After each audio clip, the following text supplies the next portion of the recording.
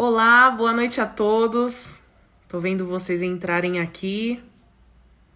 Boa noite a todos. Sejam bem-vindos. Sejam todos bem-vindos. Mais uma vez, boa noite a todos. A Editora Hércules agradece a presença de todos vocês aqui na live para esse encontro que há muito tempo é esperado, em que a autora Maria Pereda irá nos falar sobre os seus livros, responder algumas curiosidades, algumas dúvidas e também falar sobre os seus cursos. Vou fazer uma breve apresentação sobre a autora. O pessoal tá chegando aqui. A Maria Pereda, ou MC Pereda, ela é formada em Química com doutorado na Faculdade de Ciências Médicas da Unicamp, na área de Farmacologia. Ela concluiu cursos complementares nas áreas de Gestão Empresarial pela FGV e Psicologia Analítica pelo Instituto Freedom. Trabalhou na área de Inovação, Pesquisa e Desenvolvimento em dermocosméticos por mais de 30 anos. Em paralelo com o mundo científico, desenvolveu uma pesquisa independente em relação a outras áreas do conhecimento, como história, filosofia, neurociências, física clássica e teórica. Atualmente é professora de cursos online sobre todas as áreas do conhecimento, trazendo à luz o paralelo com a verdadeira história da humanidade. Então, essa é a nossa autora Maria Pereda, tá? Essa é uma breve apresentação dela, um resumo para vocês conhecerem melhor quem ela é, suas formações, tá? E a Editora Hércules, como forma de agradecer a participação de vocês, vai colocar no site da editora, no www.editorahercules.com.br, um desconto especial nos livros da Maria Pereda. Então, o Sol Negro 1 e o Sol Negro 2, eles estarão no site da Editora Hércules durante 24 horas com um desconto especial para vocês, tá? Então, assim, não tenha pressa de sair da live agora e correndo, tá? Vamos aguardar, vamos assistir a live, vamos tirar nossas dúvidas, nossas curiosidades. Após a live, vocês vão correndo lá pro site para garantir esse desconto especial para vocês. Ao longo da live eu vou falar mais a respeito desse desconto, tá bom? Então é isso. Eu peço também, por gentileza, que vocês sigam aqui o Instagram da Editora Hércules. Quem não segue, siga o Instagram da Editora Hércules. Daqui a pouco a Maria Pereda vai estar aqui junto com a gente. E vocês também sigam o Instagram da Maria Pereda. Ela também tem um canal no YouTube, tá? Que é o mesmo nome, Maria Pereda PhD, tá? Aí vocês se inscrevam lá no canal do YouTube dela. Ela tem muito conteúdo e vocês vão gostar bastante, tá? Ela é maravilhosa, é isso mesmo, Vera. Tô vendo aqui seus comentários. Então é isso. Então, após a live, vocês vão lá no site e vocês garantam esse descontinho, tá? Vamos, então, chamar nossa convidada, a autora Maria Pereda. Que ela seja muito bem-vinda. Olha, a aluna da Maria. Eu vou convidar ela para participar aqui da live. Hello! Olá! Tudo bem? Tá dando para ouvir? E você? Tá dando para ouvir. Ah, tá. Primeira vez que eu uso o celular para fazer alguma coisa dessa, que eu sempre uso tanto aparelho, tanto equipamento, microfone para cá, câmera para lá. Eu falei, como é que faz agora com o celular? Então, tá mais acostumada com o computador, né? Sempre. Então, mas eu fui procurar aqui para fazer a live no Instagram pelo computador e eu não achei essa opção. Eu também nunca tinha feito live no Instagram pelo computador. Eu acho que não tem. Também não tinha visto, por isso que eu tô até aumentando a luz aqui, é tudo diferente, né? Mas vamos no celular mesmo, né? Dá sujeito. Mas muito obrigada pelo convite, obrigada a todos que estão aqui presentes, né? A gente fica com uma carona num quadradinho, mas tudo bem. Vamos assim mesmo. Não, mas fica bom. Somos, pelo que eu tô vendo aqui, a gente tá muito bonita. A gente tá ótima. Perfeito. Muito obrigada. Um abraço também para Rosa Maria, que é uma pessoa maravilhosa, a diretora da editora Hércules, que é incrível pessoa, que eu confio totalmente, nem me preocupo com nada, entrego tudo na mão dela. E eu sei que tudo vai ser feito da melhor maneira possível, na total confiança, que é a coisa mais importante que existe. Sim, com certeza. A editora Hércules, ela tá com um projeto de fazer live a cada 15 dias com os autores, né, da editora. Perfeito. E a gente decidiu iniciar essa campanha, né, esse novo projeto com a Maria Pereda. Perfeito. Então, ela tá estreando esse novo projeto. Então, a primeira live da editora Hércules, como convidada nós temos a Maria Pereda. Então, assim, é uma super convidada, né? Uma convidada especial. Fico muito feliz, então, de inaugurar, de arrumar um pouquinho melhor esse negócio aqui, porque eu tenho que me acostumar com esse negócio. Perfeito. Então, seja muito bem-vinda. Nós estamos aqui muito curiosos para saber mais sobre você, sobre seus livros, sobre seus cursos, né? Então, vamos à primeira pergunta. Depois também, se o pessoal quiser, além das perguntas, né, que eu vou fazer, se alguém tiver mais alguma dúvida, mais alguma pergunta, vai deixando aqui nos comentários e no final a gente dá uma revisada nos comentários e a gente responde algumas. Não sei se dá para responder todas, mas algumas a gente pode responder no final, tá? Com certeza. Então, assim, a respeito do seu primeiro livro, a gente gostaria de saber da onde surgiu a ideia da trama e os personagens desenvolvidos no primeiro livro da série, O Sol Negro, O Retorno da Sociedade Secreta do Vril. Sim. Então, a história sempre foi uma coisa que mexeu comigo desde muito tempo atrás. Então, era um impulso meu. Eu escrevo historinhas desde novinha, desde que se usava aquela máquina Olivetti Studio 45, tec.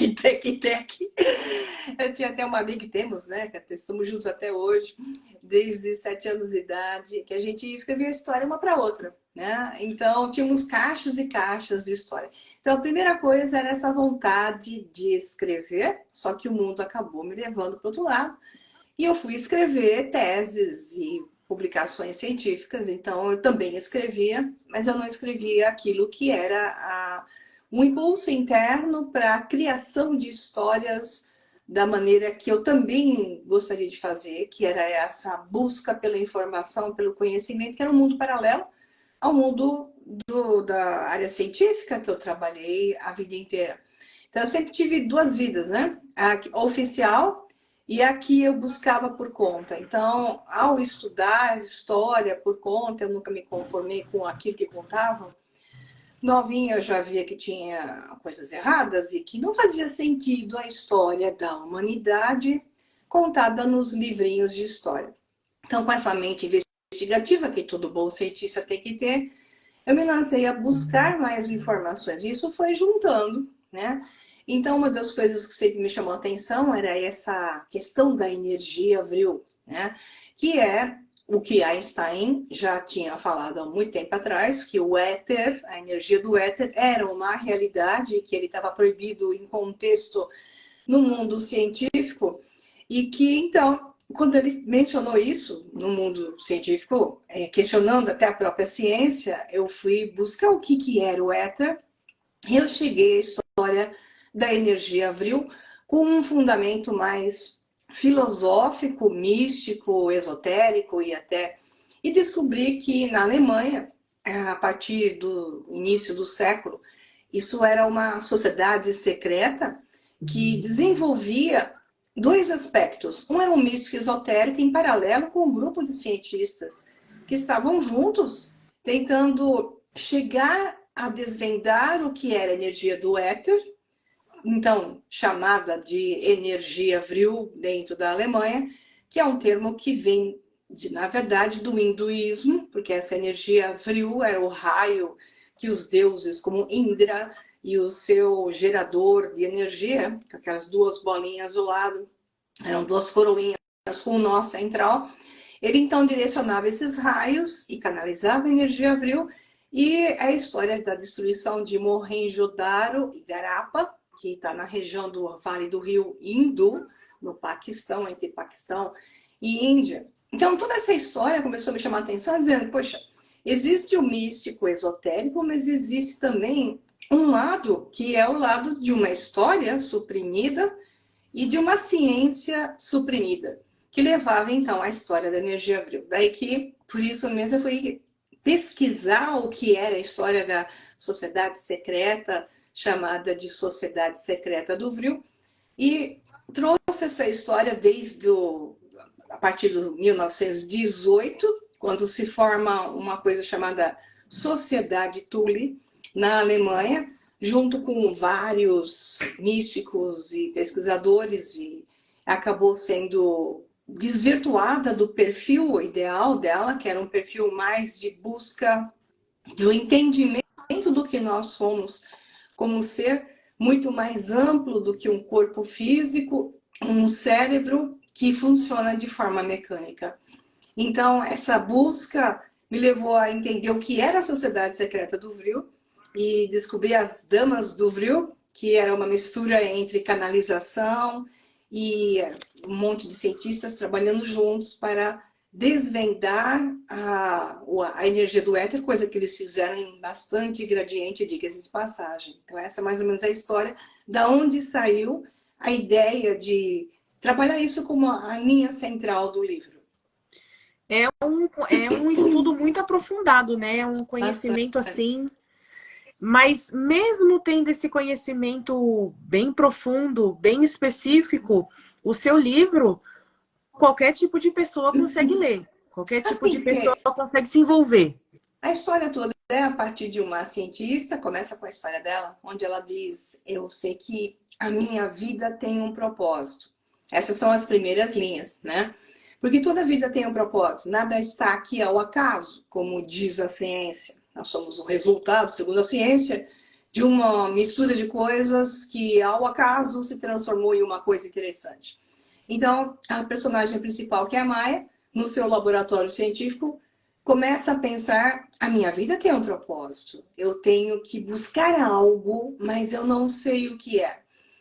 A partir desse momento, o trabalho dela com a equipe, começam a acontecer coisas, como conhecer um homem misterioso chamado David, né? Que ele era de descendência brasileira, mas inglesa. Perdão.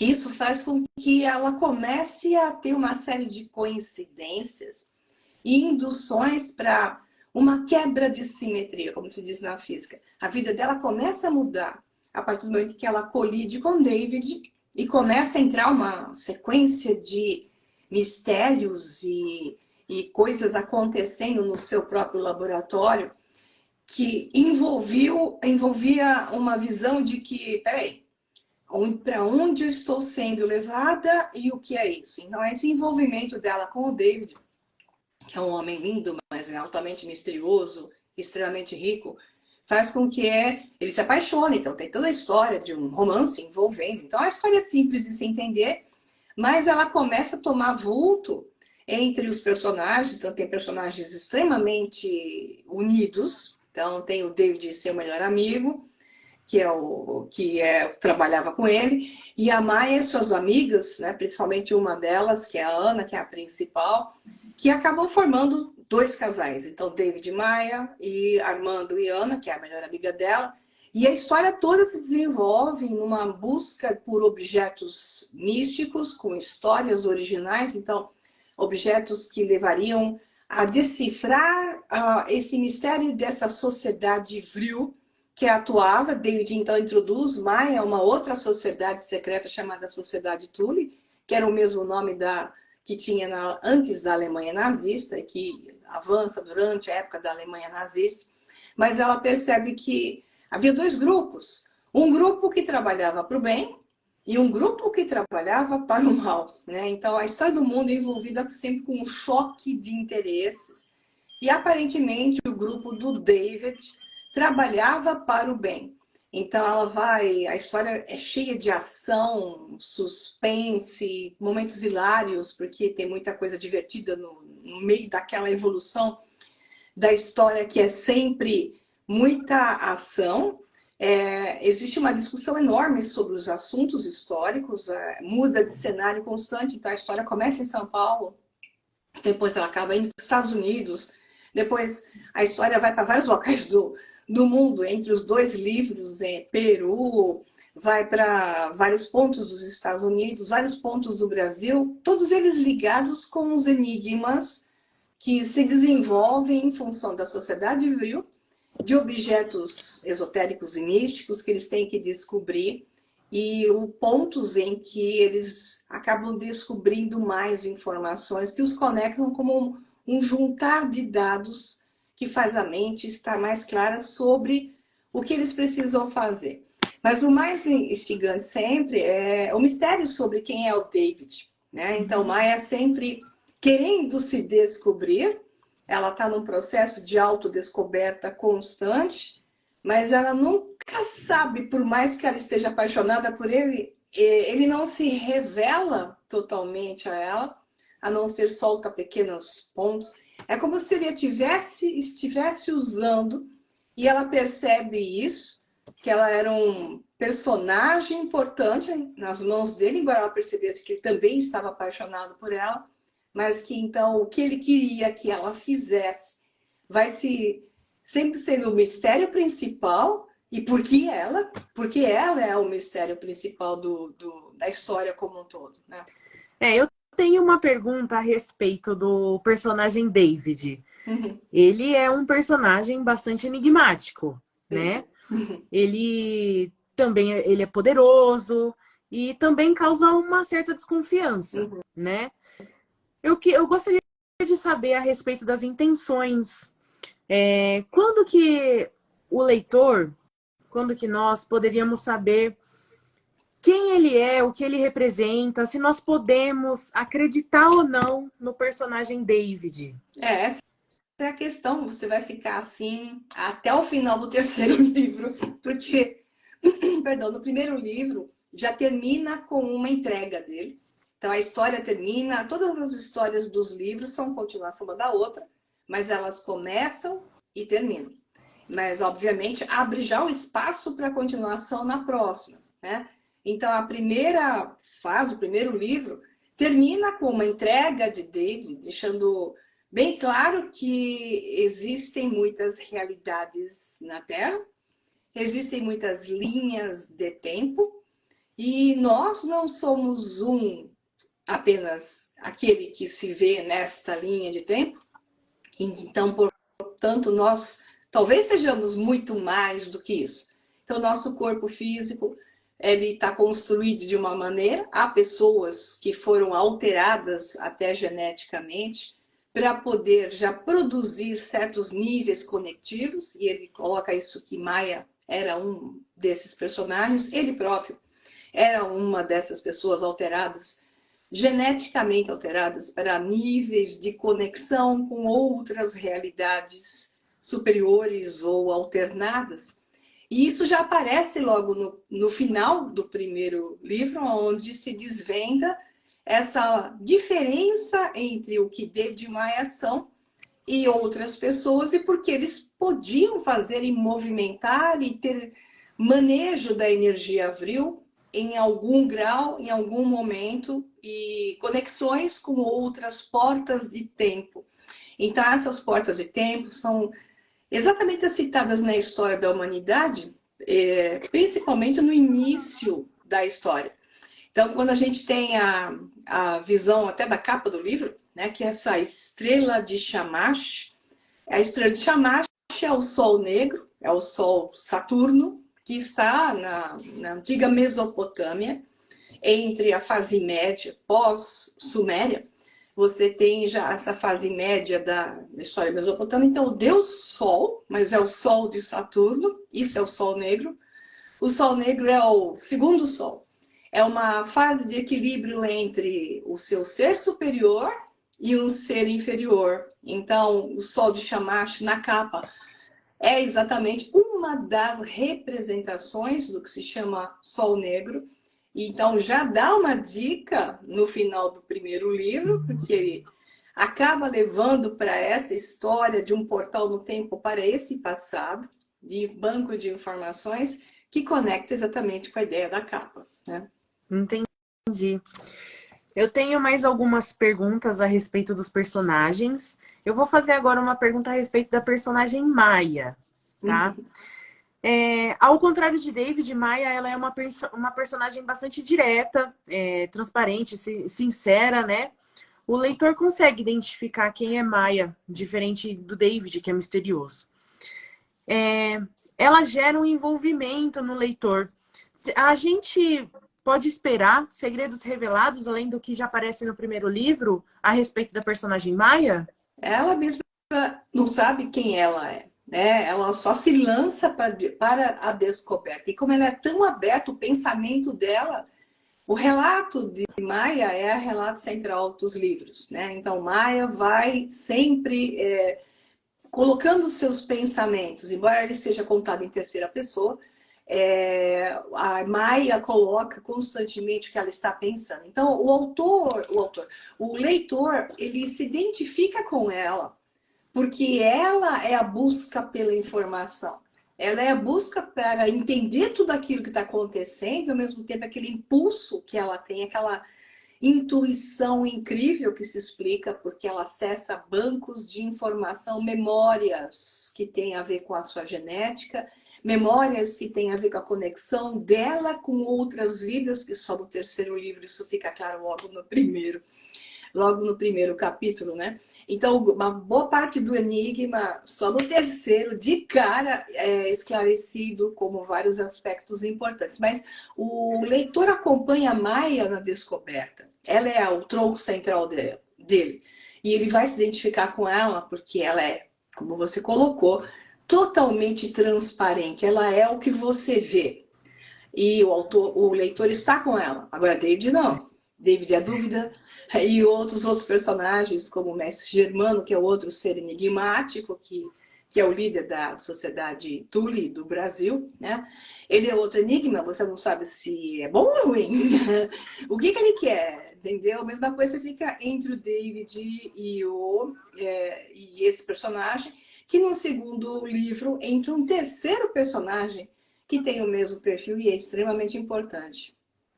Antes da próxima pergunta, nós temos 65 pessoas agora online assistindo a live e eu gostaria de pedir que as pessoas que estão online seguissem o Instagram da Editora Hércules aqui para estar sempre atento nas novidades. Nós temos uma promoção rolando no site, uma promoção especial nos livros da Maria Pereda. Nós estamos dando um desconto especial durante 24 horas. Então, não precisa ter pressa para ir lá agora, correndo para poder adquirir seu livro. Pode esperar a live acabar e depois ir lá no site www.editorahercules.com.br para poder adquirir os livros da Maria Pereda que estão com desconto especial no site. Siga também, além do Instagram da Editora Hércules, o Instagram da Maria Pereda. Os Instagrams estão aqui, ó.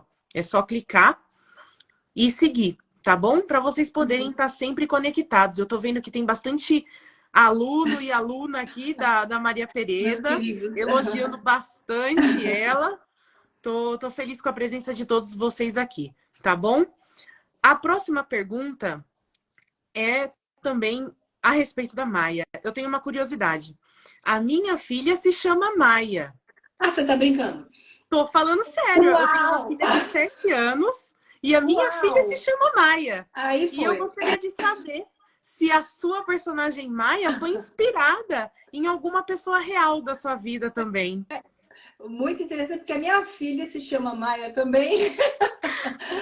Com Y, por sinal. Minha filha está com 18 anos, né? A minha filha também é Maia com Y.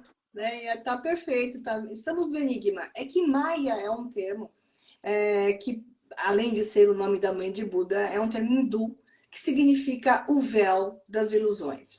Então, não havia outra forma de identificar esse personagem a não ser a busca pela quebra do véu ou dos vários véus de ilusão, que é o que ela vai fazendo. Afinal de contas, o que eu sou? Afinal de contas, o que eu vim fazer nesse mundo, que sempre foi a primeira frase dela do livro.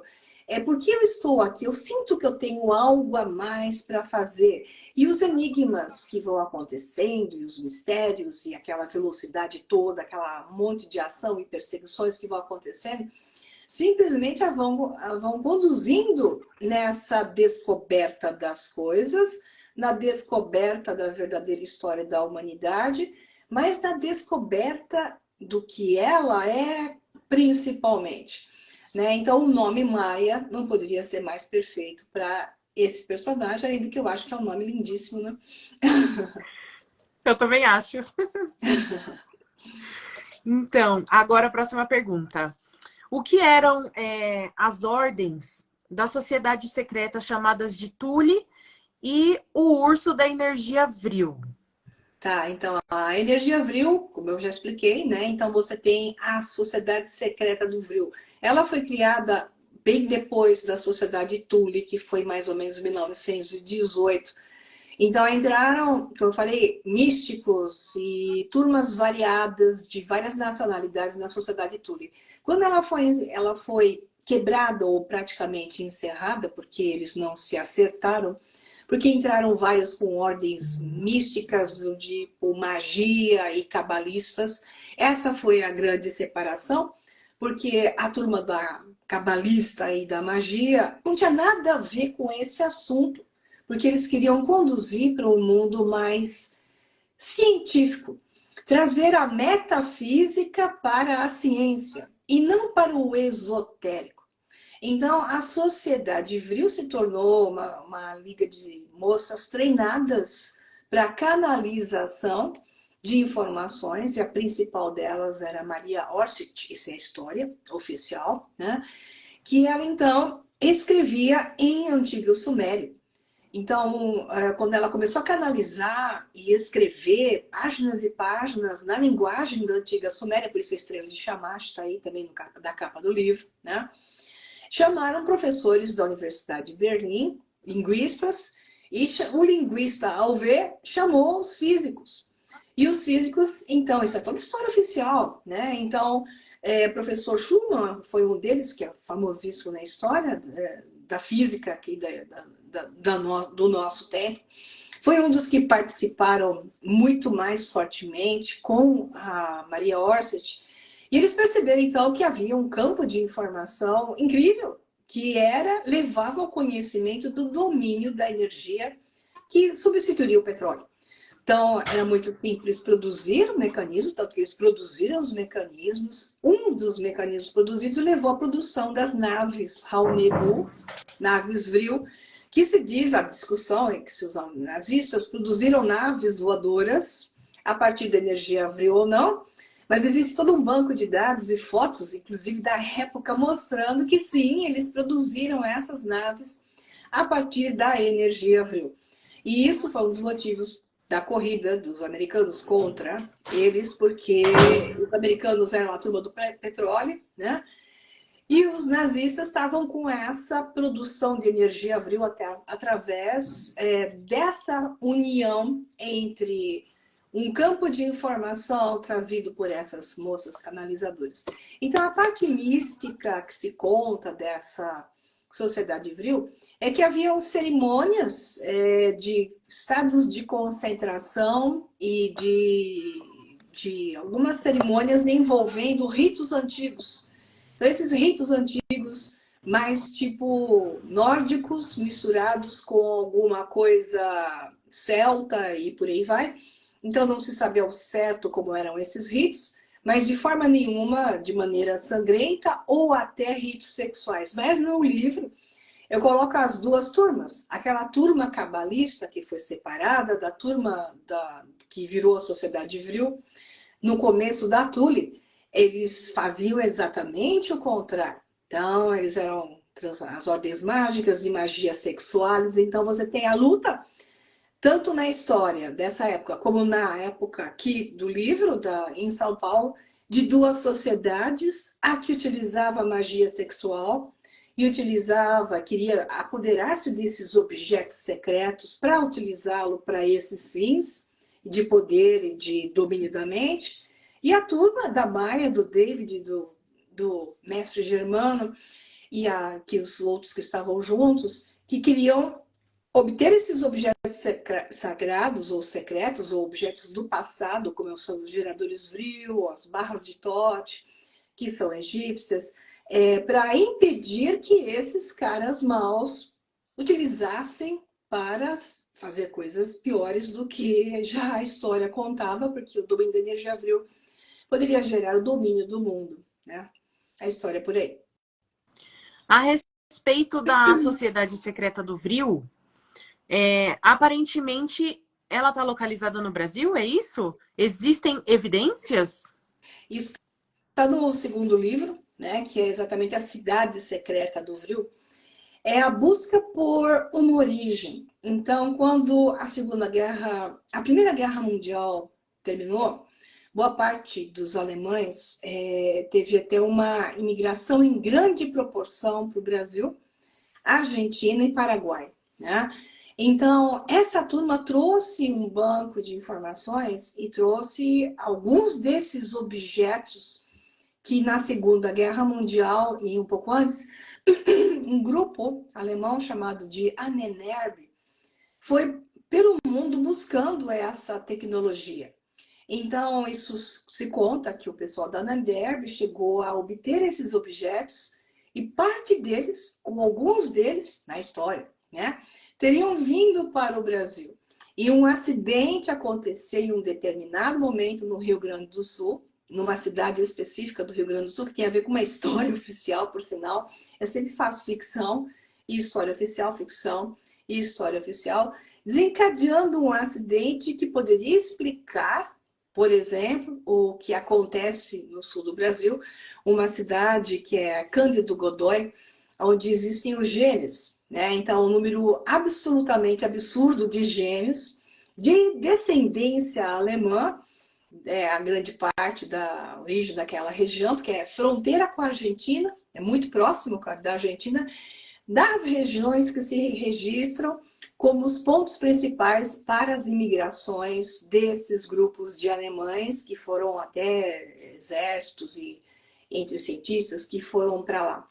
Então eu vou aproveitando essa história e vou colocando sempre que no Brasil essa imigração não foi à toa, como não foi à toa na Argentina e nem no Paraguai. Então havia um plano para o sul. E quando você vê, inclusive no Chile, você vê o nome do Chile, Tili. Tili vem de Tule, né? Então a sociedade Tule e o nome Tili Tule não estão aí à toa e tinha todos os planos dos nazistas para o país austral, que se chama. Então deveria ser uma união entre o sul do Brasil, o sul da Argentina e o Chile, para a criação de uma conexão com a própria Antártica, né? Então, toda essa história eu vou desenvolvendo aos poucos, trazendo sempre bancos de dados originais e, claro, fantasiando no meio, fazendo paralelos para poder explicar o porquê esses movimentos aconteceram e por que eles vieram para cá. Opa, não estou te escutando. É você que tirou o som ou sou eu? Porque eu mutei para não atrapalhar você se fizesse algum barulho aqui. Os dois livros, eles tocam no tema extraterrestre, né? E você também falou que tem evidências a respeito dos nazistas fazerem um veículo voador. Isso. Isso, a respeito dos extraterrestres, seria uma realidade alternada? Então, você tem, primeiro, a história nazista, né? A sociedade Vril teria contato com seres de Aldebaran, é o que se diz. Então, Aldebaran, o símbolo do touro, então é a estrela alfa da constelação do touro, que é o olho do touro. Então, daria para falar horas a respeito disso, mas aí sai do contexto do livro, né? Então, você tem, assim, a energia Vril seria um conhecimento trazido através de Aldebaran, né? Que representa, então, o olho do touro. Por outro lado, o livro fala dos extraterrestres, porque da onde os alemães teriam tirado aquela tecnologia tão mais avançada em relação à época e suprimida totalmente. E, por outro lado, o que é um extraterrestre? Então, essa questão também se demonstra no terceiro livro, que ainda não entreguei, onde se coloca as realidades alternadas de linhas de tempos alternadas. Então, quando você tem uma linha de tempo alternada, você chama isso de um outro espaço-tempo. Isso é física de Einstein, então, estou falando da teoria da relatividade. Quando você tem uma outra linha temporal, você tem uma outra posição de espaço-tempo, então você tem uma alternativa de tempo e espaço. Então você pode chamar isso de extraterrestre, mas não quer dizer que não seja uma alternativa de você mesmo, como é a questão de falar minhas outras vidas, passado, presente e futuro, que é o que já aparece no terceiro livro, logo no primeiro capítulo, esclarecendo essa confusão. Eu entendi. Nossa, é muito interessante, né? Tem muito conhecimento nos seus livros, assim, é um absurdo de conhecimento. Eu gostaria de saber mais a respeito dos personagens. Sim. Vou fazer uma pergunta agora a respeito do Francis Bacon e o Mago John Dee. Isso. Com essa história que se desenvolveu entre os dois livros, por que a Era de Ouro Elizabetana se tornou um alicerce para os dois volumes? Sim. Bom, basicamente o enigma principal do primeiro livro se desenvolve exatamente no mistério sempre do primeiro capítulo. Então, do primeiro capítulo de cada livro, ele entrega uma história do passado que oficialmente está registrada na história da humanidade.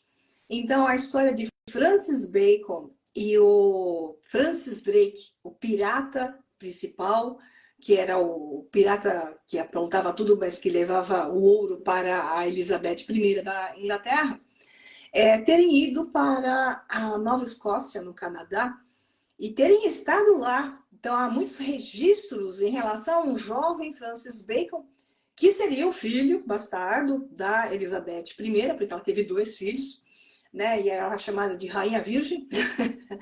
Mas ela teve 2 filhos, e um deles é Francis, o segundo filho é Francis Bacon, né? Que ela já tendo assumido a coroa inglesa. Esse foi o seu segundo filho, que foi entregue a Mary Bacon, que era a sua Anne Bacon, que era a sua primeira dama. Então, Anne Bacon criou como filho dela, só que era filho da Elizabeth. Então, ele estava do lado dela o tempo todo e foi tutorado pelo mago John Dee, um mago cabalista, um astrônomo, matemático, físico da época, e deu a ele uma série de bases de conhecimento. Né? À toa que Francis Bacon é o verdadeiro William Shakespeare, né? Ele é o que conduziu a escola dos Knights, que eram os Cavaleiros da Noite, e a escola dos Cavaleiros, 2 termos foi dado para isso, que escreveram todas as obras literárias da era elizabetana, criando então a nova linguagem inglesa.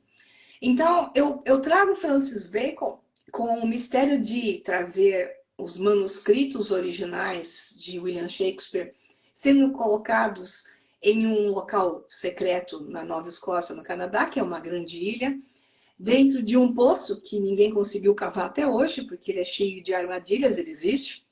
Então, esse poço que todo mundo tenta cavar, mas não consegue chegar até ele por causa do sistema de proteções que tem lá, eu abro o primeiro capítulo do primeiro livro exatamente com essa história. E o enigma vai se revelando no segundo livro, novamente, a biblioteca daquele banco de dados que foi enterrado lá, é revelado no segundo livro e utilizado porque a história da humanidade é uma história secreta. A verdade, ela foi sempre arquivada. E o paralelo que nos dão não é a história verdadeira. Então, Francis Bacon apareceu nos 2 livros, o Mago John Dee também, e essa história ela está conectada com o final, o desfecho da história do terceiro. Entendi. Ó, para quem está entrando agora, a gente chegou num pico de 100 pessoas simultâneas. Teve um rapaz aqui que ele perguntou de qual livro que estamos falando. nós estamos aqui conversando com a autora e escritora dos livros O Sol Negro, né? Ela tem 2 volumes do Sol Negro. Então, nós estamos conversando com a Maria Pereda a respeito dos livros dela, O Sol Negro. Esses livros estão com um desconto especial lá no site da Editora Hércules, www.editorahercules.com.br, tá? Então, para quem chegou depois, de nada. Então, para quem chegou depois, que a gente já tinha falado a respeito dessas coisas, eu só estou reforçando para o pessoal poder tá ciente, tá bom? Aí depois da live todo mundo vai lá no site da editora, segue aqui a Editora Hércules, segue a Maria Pereda, quem não segue, tá? Tô vendo que todo mundo aqui gosta bastante dela. Realmente ela é bastante simpática, ela tem muito conhecimento, os livros dela são muito interessantes. E na próxima pergunta eu vou fazer a respeito tanto do primeiro livro quanto no segundo livro. Eles falam a respeito de coordenadas, localização. Há um jogo numérico nos livros, né? Capítulos, datas, tudo relacionado assim a números em geral. Eu gostaria de saber o que isso significa, o que isso quer nos mostrar. As pistas.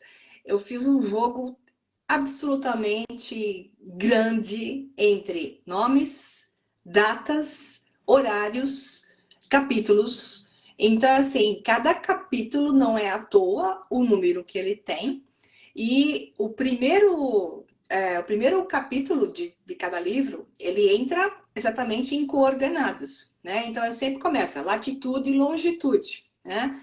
Então, esses enigmas, eles vão se juntando. Quando a pessoa começa a rastrear e entender, por exemplo, no primeiro livro, eles fazem toda uma viagem, saem de Boston e vão descendo pela costa americana em direção à Flórida e vão até uma região do Texas chamada Galveston, onde tem 3 pirâmides que poucas pessoas conhecem, exatamente da mesma estrutura e tamanho e posição, sincronizadas com as 3 grandes pirâmides de Gizé, do Planalto Egípcio, né? Então, eles vão descendo e vão parando em pontos, e vão acontecendo coisas, e nunca é calma a situação, sempre através, eu dando as dicas de latitude e longitude. Tem um trabalho que eu fiz monstruoso para localização e descrição. Então, quem for lendo essas passagens e for com o Google Maps do lado, está preciso, detalhe por detalhe, cada posição e cada descrição do que se encontra no local e por que eles tiveram esses momentos incríveis e histórias super agitadas e foram atacados, aquela coisa toda que eu não posso quebrar a graça do livro, né, contando, mas a graça é acompanhar o enigma numérico, né? Então eu vou entregando muito. As pessoas que conseguem conhecer isso um pouquinho melhor e conhecem meu trabalho, vão entender que nada é por acaso. Nenhum nome, nenhuma data, nenhum horário e muito menos uma latitude, uma longitude, ok? Entendi. Ó, a próxima pergunta é a respeito do seu segundo livro. Aparece um personagem no segundo livro que ele é muito enigmático. Ele é carismático e cativante também. É o detetive Ricardo. Além dele, outro personagem chamado Mestre Germano. Você também já falou dele aqui. Tá no primeiro, já, desde o primeiro. Isso. Ah, desde o primeiro? O Mestre tá. Germano, sim. O Ricardo, não. O Ricardo do segundo. Tá. Então, você poderia falar um pouco mais sobre eles? Eu sei que você já falou um pouco, mas é que em certos momentos dá para ficar um pouco confuso sobre quem deveria ser o par romântico da Maia. E aí dá essa curiosidade, né? E só você pode responder isso pra gente. Sim, esse jogo do detetive Ricardo, que ele aparece também no momento específico em que acontecem ataques contra o grupo do David da Maia. Então a polícia é chamada e chega um tal de detetive Ricardo e o cara rouba a cena. Eu gosto tanto dele como personagem que eu não sei se eu gosto mais do David ou dele, de tão fascinante que é, e ele se revela realmente totalmente no primeiro capítulo do terceiro livro. Mas ele tem um poder enorme de saber de muita coisa que ela quer saber e não sabe. E ele sabe de coisas que nem o David lembra. Eis a questão. O David não tem essa memória, enquanto que Ricardo tem a memória de coisas que aconteceram ligadas a Mai e David, mas de outras linhas de tempo. A questão é que ele está consciente e ele tem um domínio de situação e domina a energia abril mais do que David, ao mesmo nível, quase do nível da Maia, né? Mas quem é ele? Ele usa o tempo todo sarcasmo, ele é misterioso, sarcástico, ele está sempre usando humor negro, né? E sempre atrapalhando, às vezes, os dois, David e Maia. Então, esse mistério dele presente no segundo livro enriquece muito, instiga extremamente. E a gente fica, mas que raio é esse cara, afinal? Ele é a chave, né? E no final do segundo livro, essa pergunta que foi feita sobre que raio é o mestre Germano, se junta ao Ricardo, quer dizer, os dois têm a chave que nem David sabe tão bem, ele sabe uma parte, Maia não sabe nenhuma, e ela está tentando descobrir, então a coisa vai crescendo, né? Apresentando pedaços e fecha o segundo livro, eu mesma fico em desespero no segundo livro, quando fecha e se vê que ele tem um domínio maior, e o terceiro, que não está liberado ainda, no primeiro capítulo, resolve imediatamente esse enigma entre Maia, David e Ricardo, né? Ai, e quem vai ficar com a Maia? Na verdade, já está. Nesta realidade, nesta linha de tempo, David e Maia que devem estar juntos. Aí que está. Nesta linha de tempo. Eis a questão do jogo entre Ricardo e Maia e David.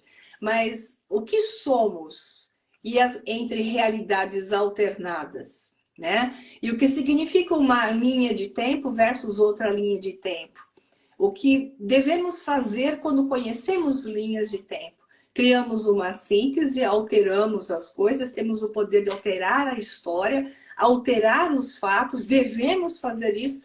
Todas essas questões se colocam porque estamos conscientes de uma realidade única. Mas e quando você se torna consciente de mais realidades alternadas? O que você deve fazer? Esse é o dilema de Maia, na verdade, né? O ritmo dos livros é constante, né? Mesmo com tantos dados históricos e longos diálogos sendo mantidos pelos protagonistas e participantes das descobertas, como você conseguiu manter o ritmo dos livros? Bom, acho que isso me representa, né? Tem que ter ação, tem que ter um monte de coisa acontecendo ao mesmo tempo, mas a diferença é que você tem livros normais, as conversas entre os personagens são linhas curtas, né? E no meu não, eu faço diálogos e discussões mesmo em momentos de ação, porque eles estão desvendando enigmas, né? Então os diálogos são longos, são densos, mas está acontecendo um monte de coisa nesses momentos em que eles vão até os locais certos e começam a ser perseguidos, e porque acham o objeto ou porque acham o local que revela um monte de coisa. Então, mesmo nessa agitação toda, existe um banco de dados sendo solto. Então, a pessoa que lê esses livros, ela tem que gostar de uma coisa muito mais intensa do que um Dan Brown, né? Porque o Dan Brown, ele revela um assunto central e percorre o livro por um assunto central. Eu revelo vários assuntos centrais por capítulo. Então, é uma coisa que demanda muito mais movimento e muito mais banco de dados do que um Código da Vinci, por exemplo. Isso é distorção, porque o Código da Vinci é uma grande distorção da história real. E eu faço o contrário. Eu vou trazendo de volta a distorção para tentar colocar dentro de um campo mais real. Com fatos, né? Com fatos. E nós podemos esperar o que, na verdade, nós podemos esperar do terceiro livro? A O gente... terceiro livro é o desfecho e que esclarece toda essa história. Como eu falei no primeiro capítulo, já abre no oráculo de Delphi, né? Quando o rei Breno dos Celtas, história oficial, os celtas com aqueles chapeuzinhos de metal com as asinhas que eles colocavam na cabeça, carregando aqueles estandartes metálicos de bronze que eram um javali.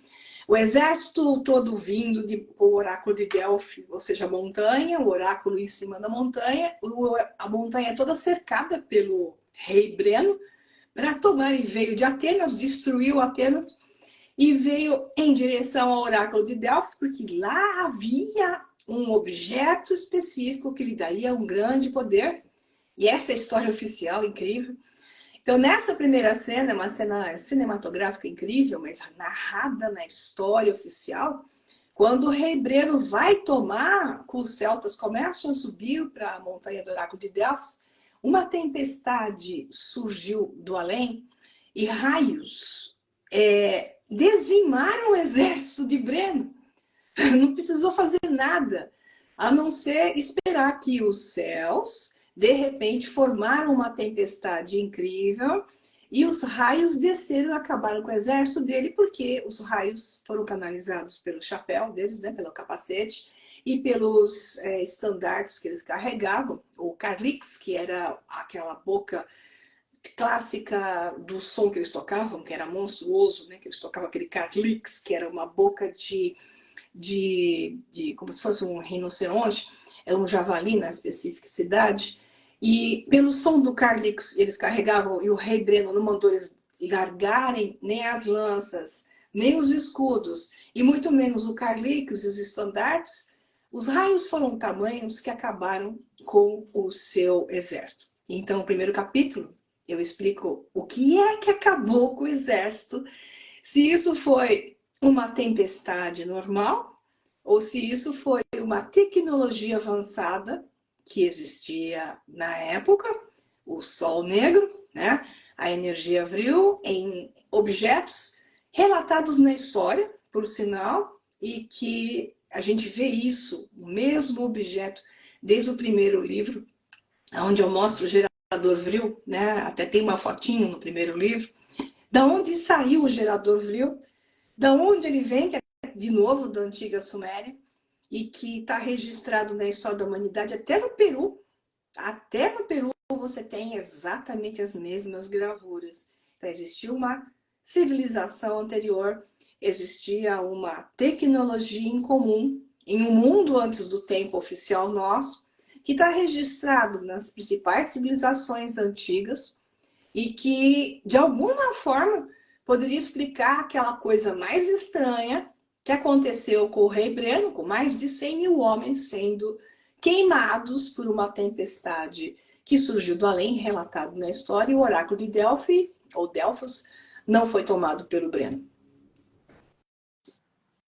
Nossa, é muito interessante. Dá vontade da gente sair daqui correndo para saber mais, né? Ou então ficar aqui ouvindo para poder saber mais. E né? nesse momento dessa história, nesse passado, que então se revela a história entre David Maia e Ricardo, né? Então é uma linha paralela que explica todo a coisa que fica no segundo livro, você quer entender. É isso. Ó, tem gente perguntando aqui nos comentários a respeito do valor dos livros.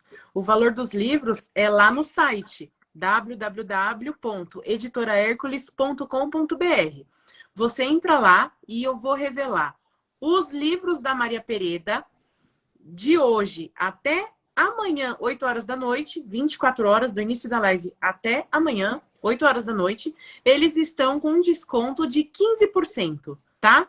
Então, vocês, acabando a live, corre para o site da Editora Hércules, www.editorahercules.com.br, vai lá para adquirir os livros da Maria Pereda com 15% de desconto. Os dois, volume 1 e volume 2 do Sol Negro. O nome dos livros é Sol Negro, tá bom?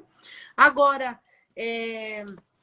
para a gente finalizar, depois eu vou ver se o pessoal tem mais alguma pergunta a respeito dos livros, mas agora para a gente finalizar, eu gostaria de fazer perguntas sobre os seus cursos, né?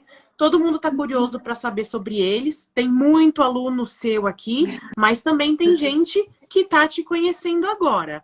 Então, eu gostaria que você falasse mais a respeito do seu curso, sobre eles, quais estão sendo lançados atualmente, sobre quais assuntos você aborda nos cursos, o que podemos esperar para o futuro próximo com relação às suas palestras e os temas dos cursos, as matérias. Bom, minha escola é uma escola pitagórica, então o perfil é esse: resgatar o conhecimento perdido pela humanidade, como era a escola de Pitágoras. Tem desde filosofia, ciências, história, desenvolvimento humano. Então é exatamente um perfil pitagórico que foi suprimido ao longo da história e que hoje, mais do que nunca, não se vê, né? Porque as pessoas hoje têm um entendimento de informações desconexas. Então, o nome da escola é Método de Integração. Então, eu integro as áreas do conhecimento, todas elas. Não há uma área que eu não aborde. Então, a verdadeira história da humanidade e as linhas da história é um dos fluxos. Depois tem a área de ciências exatas, que é a parte de física teórica, física clássica, desenvolvimento. Então, não é dar aula disso, e sim usar isso para fazer entender o que nós somos, associando com a neurociência.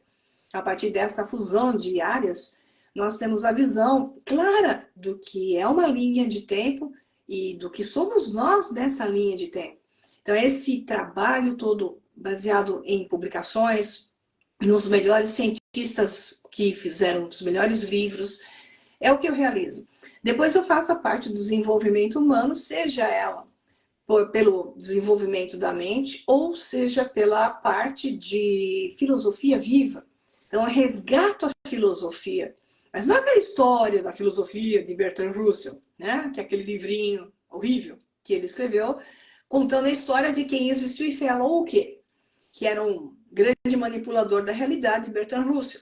Eu trago de volta a história verdadeira. Eu trago de volta a filosofia verdadeira nessa história. E faço com que a pessoa perceba o grande conhecimento que perdemos e que nos suprimem, porque hoje os jovens dá para ver a situação, a escola, né? O ensino, podemos ver a situação. Então, a minha escola é uma escola de resgate do conhecimento perdido, por isso os livros seguiram o mesmo perfil. Entendi, é muito interessante. Então, para quem ainda não conhece a sua escola, você pode repetir o nome, por favor? Então, vai encontrar isso bem certinho. A escola chama-se Método de Integração, mas o website é mariapereda.com.br. E no YouTube você tem um taster, né, para saborear lá de monte. São centenas de horas de aulas gratuitas de alto nível. Acabei de liberar 3 blocos agora, foram 3 webinários sobre a verdadeira história da humanidade, que é de chacoalhar. Então, quem tiver coragem para saber a verdadeira história da humanidade e para observar cursos da área de saúde, inclusive na área da saúde, porque a minha formação é essa, por sinal é exatamente Faculdade de Ciências Médicas. Então, tem cursos, inclusive na área de saúde, onde eu estou sempre dando aulas de grande porte, alto nível de qualidade no YouTube e Instagram, mas no YouTube é onde eu aconselho, porque eu uso muito texto, imagem, gráficos, então é muito importante que seja vista pelo YouTube. Basta lembrar Maria Pereda no YouTube e você vai perceber isso. Então é isso. Ó, aqui vocês podem clicar e seguir a Editora Hércules e a Maria Pereda, para quem ainda não segue. Lá no YouTube, canal da Maria Pereda PhD. E o site da Maria Pereda, www.mariapereda.com.br. Para adquirir os livros pelo site da Editora Hércules, www.editorahercules.com.br. Os livros estão até amanhã, 8 horas da noite, com desconto de 15%. Depois, eles voltam para o preço normal. Esse preço é um desconto por, é um desconto especial pela live que a gente está fazendo, né? Pela participação dela, pela presença de vocês. Então, é um presente, tá? Eu quero agradecer muito a Maria Pereda por ela ter vindo aqui Eu que nessa agradeço. live, nessa entrevista. Eu vou ver aqui, o pessoal mandou algumas perguntas. Teve uma pergunta interessante aqui que eu vi. Eu vou voltar aqui para poder ver. O William Lopes, ele perguntou, professora, e essas religiões que dizem falar com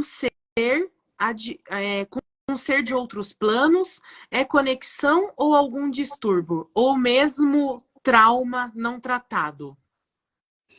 Pode ser tudo isso e mais um pouco, que é o que eu mostro através do livro. Nós temos a capacidade de desdobrar a mente.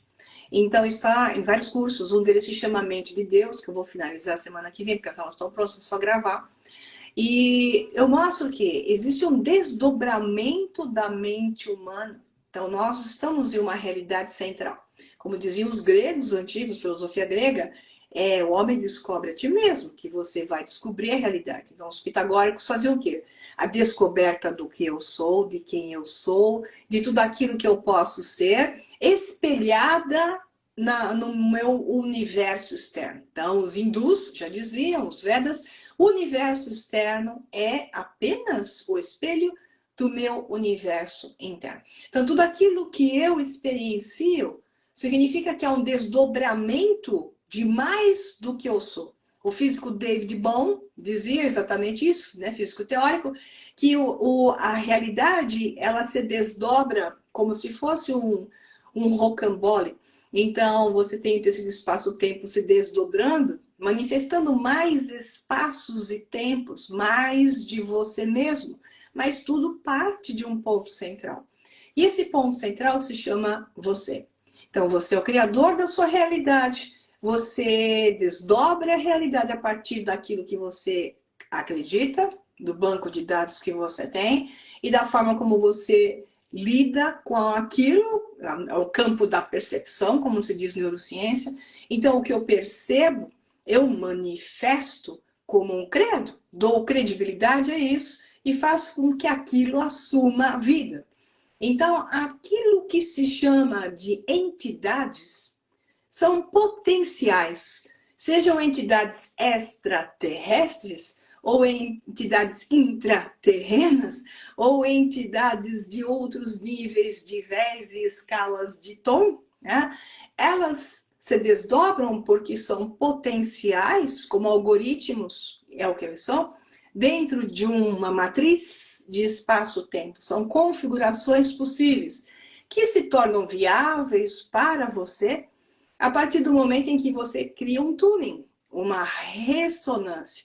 Então, se a pessoa vibra baixo, se a pessoa tem pensamentos baixos, se ela participa de ordens mágicas que utilizam entidades malignas, ela verá mais disso, manifestará mais disso e ela chamará isso de outra coisa. Ela vai dizer que é algo lá fora que faz isso, quando na verdade é uma manifestação de uma síntese entre o potencial que existe, o algoritmo da realidade naquela escala específica e a mente dela.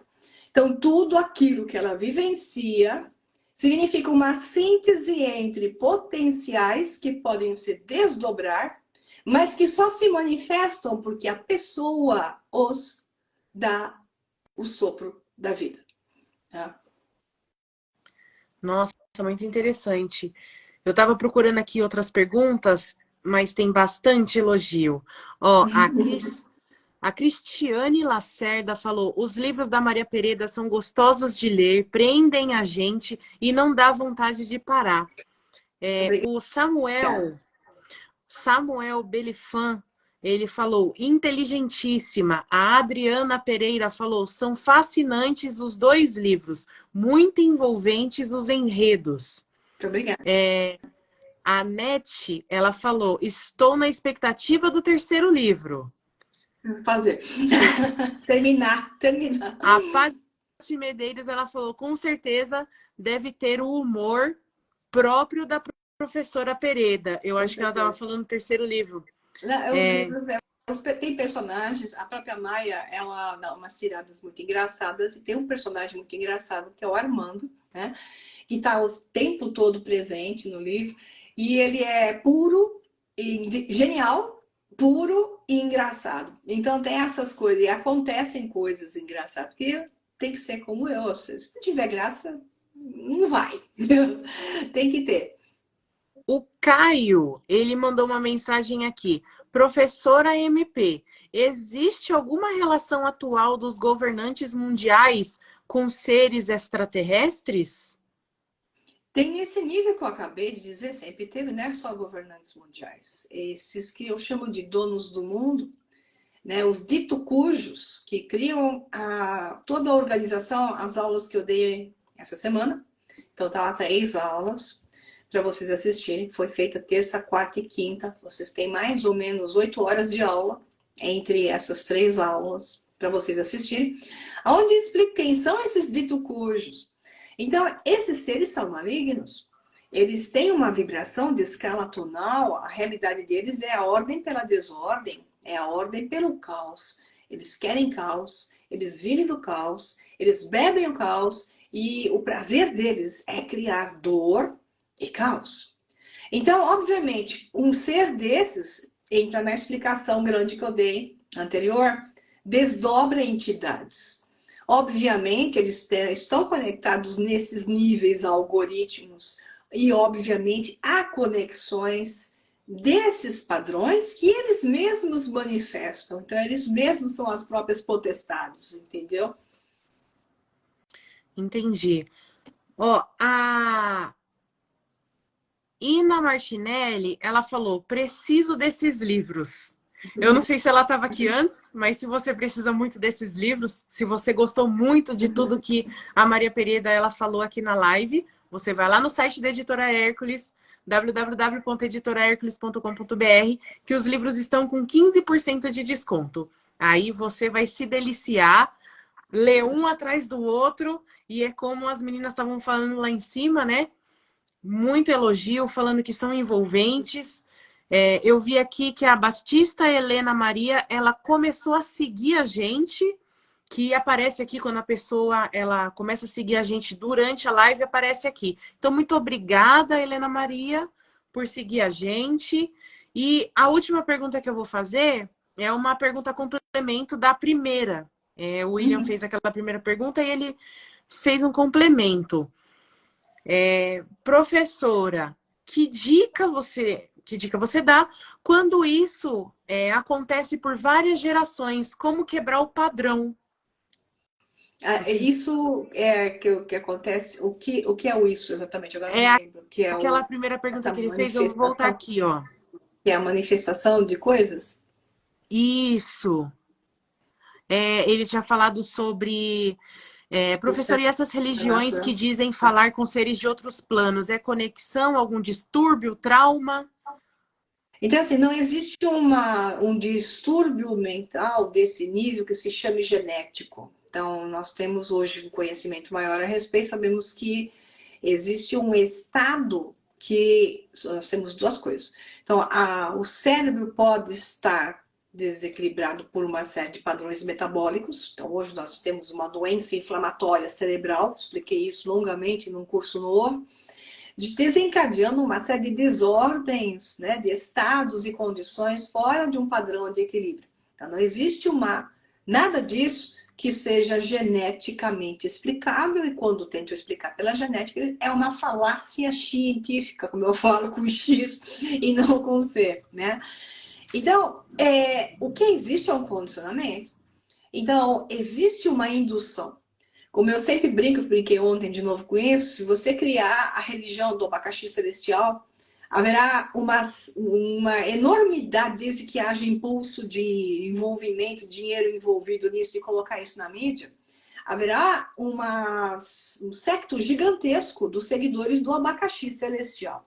Então, quando você diz que estão vendo luzes no céu, mesmo que não haja luzes nenhuma, mas se coloca isso na mídia, em grande proporção, um monte de gente fica querendo ver luzes no céu. E elas vão afirmar que estão vendo luzes no céu e, de fato, elas estão vendo as luzes no céu.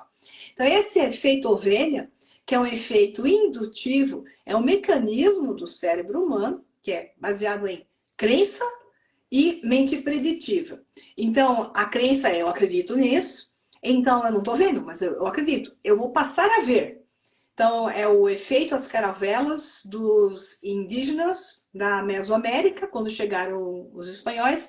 Eles não enxergavam as caravelas porque eles não reconheciam as caravelas. A partir do momento em que eles passam a conhecer os espanhóis e as caravelas, eles passam todos a enxergar caravelas. Então, essa questão é uma questão da neurociência.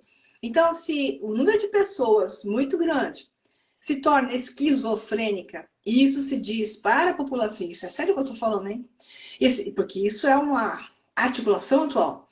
E se diz para a população que ser esquizofrênico ou ser autista, que é o que está na moda agora, é legal, e as pessoas ficam felizes, como estão ficando felizes, de dizer: meu filho é autista, em vez de estar achando que isso é um problema e tentar descobrir: peraí, por que o meu filho é autista? Porque hoje 1 em cada 10 crianças é autista. Por que a previsão é que de 1 em cada 3 crianças dentro de 50 anos seja autista? Como é que as pessoas podem ficar felizes porque a criança está autista? Por quê? Porque é um condicionamento. Então as pessoas percebem, aceitam e manifestam aquilo que se torna o novo normal. Então, se para uma família ser assim é normal, existe o efeito ressonância. A ressonância é: se um faz, haverá a validação ressonante. Então, você pega garfos harmônicos, bate um garfo harmônico, põe um garfo harmônico do lado de outro garfo harmônico, esse garfo vai fazer o outro vibrar exatamente igual. Então, o efeito da ressonância, ela pode te levar para cima, num processo expansivo mental ordenado, ou um efeito para baixo. Então, em uma família, muito do que se manifesta não tem nada a ver com genética. Aliás, esse é um elo, tanto quanto de alto nível de discussão, tanto quanto câncer não é uma doença genética, e por aí vai, essas mentiras da genética, da herança genética. Tem um padrão que é verdade, outro padrão que é manipulado. A maior parte disso tem a ver com padrões de ressonância e induções de distúrbios metabólicos, ok? É uma longa discussão, que é um assunto que foge do assunto do livro, mas que responde à pergunta. Sim, compreendi. Eu quero agradecer a Zenir, que começou a seguir a gente, que apareceu aqui. A Rê Jolie Batista começou a seguir a gente, apareceu aqui também. O William, ele também começou a seguir a gente, muito obrigada. O Caio também, muito obrigada. Quero agradecer a todos vocês que estão aqui, que começaram a seguir a gente. Todos que estão elogiando bastante a live, todos que estão elogiando bastante a professora. A Denise falou: abacaxi celestial. A Maria é ótima. Amo. Podia ser uma abóbora celestial, qualquer coisa. Os exemplos são ótimos. Aí a Simone perguntou se a live vai ficar gravada. A live vai ficar gravada sim, tá bom? E então é isso. A gente vai finalizar. Eu quero muito agradecer a presença de todos vocês aqui. A Gisele começou a seguir também. Muito obrigada, a Lê. Então, muito obrigada pela presença de todos vocês que estiveram aqui. Foi uma excelente live, foi um excelente público, uma excelente entrevista. Maria Pereda, muito obrigada. Você é ótima, foi muito bom entrevistar você. Seus livros realmente são muito interessantes. Você tem um conhecimento absurdo. É fantástico conversar com você. Dá vontade de ficar aqui e ter as aulas com você, né? Dá vontade de... então me fala mais. Então vai me explicando. Mas a gente obrigada. Tem o tempo. E a live vai ficar gravada assim, vai ficar aqui no perfil salva.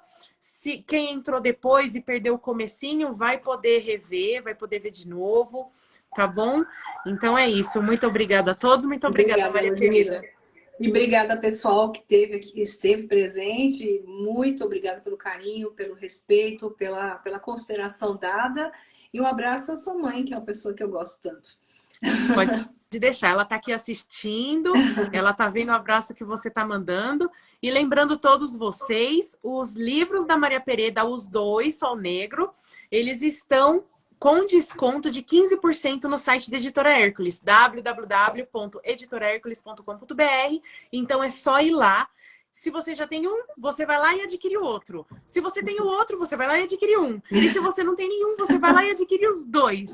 Aproveita esse desconto, corre na Editora Hércules, segue a gente aqui em cima, segue a Maria Pereda, vai no YouTube. E boa noite a todos e muito obrigada por essa live. Tchau, Boa tchau. noite, pessoal. Muito obrigada. Obrigada, Ludmila. Um abração. Tchau, Tchau, tchau. tchau.